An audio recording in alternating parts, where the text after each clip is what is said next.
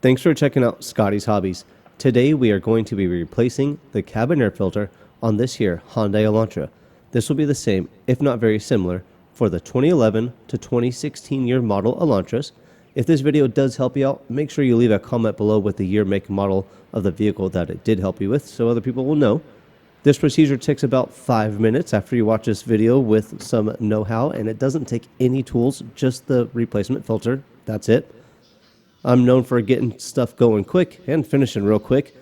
And like all the other videos, we're getting started. To remove the cabin air filter, you need to remove your glove box or just lower it in this case. Pop this little shock absorber off this to the side. Using my right thumb, I was able to just push it off and didn't need anything to squeeze the little prongs. It came off real easy. So hopefully yours does too. Next, we need to take these little stops off, or remove them, I should say. They twist on and off in a locking position or to a locking position. We're going to remove them, both sides, set them off to the side. You don't want to put them somewhere where you're going to step on them or misplace them. I somehow do both a lot. I don't know why. If you do that, make sure you look for a link in the description below for parts and tools needed to get this done. Actually, no tools, just some know-how, some knowledge. Right there is your cabin air filter door. On both sides of the door, you have these little ears that you need to squeeze together, and the door should pop right off. I have a little bit of a hard time getting mine out. It's like a Tetris piece that just fell out of place somehow. But you're going to squeeze both of these ears with your index finger and your thumb. And you can see the door just pops right off. It should have fell right out. That would have been easier, but go figure, I'm making a video and it makes it a lot harder. But it comes right out, you can see. Set it off to the side, same thing. Don't step on it, don't break it, don't do anything like that. Here's the cabin air filter. You can see this one's pretty dirty. If you have a dirty cabin air filter, this can cause a lot of problems, such as poor air quality or poor pressure. So if your vents aren't blowing like they used to, you're like, man, the quality of the air doesn't just blow on me. It's cold, but it's not that cold blowing on me. This could restrict the air if it's dirty.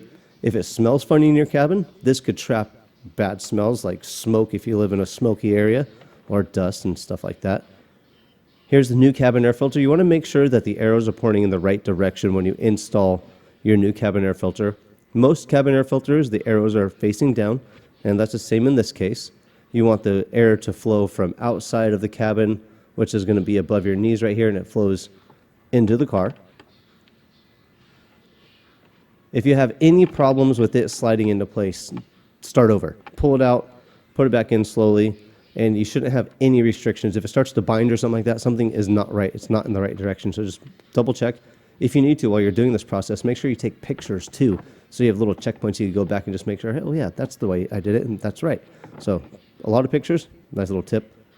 When you're putting your cabin air filter door back on, you don't need to push at all or push very hard at all. It just clicks right into place, and it should seal just fine. I've never had one not seal or the sealing of a cabin air filter door be a problem.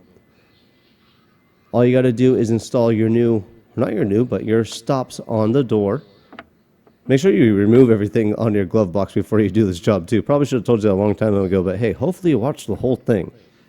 Now that you got your stops in, the shock absorber on the side will push right into place. It'll click into place when it's fully set right. Fingered it out of the hole right there, stretched it out to a stretched out position so it'll click into place, but it was real easy.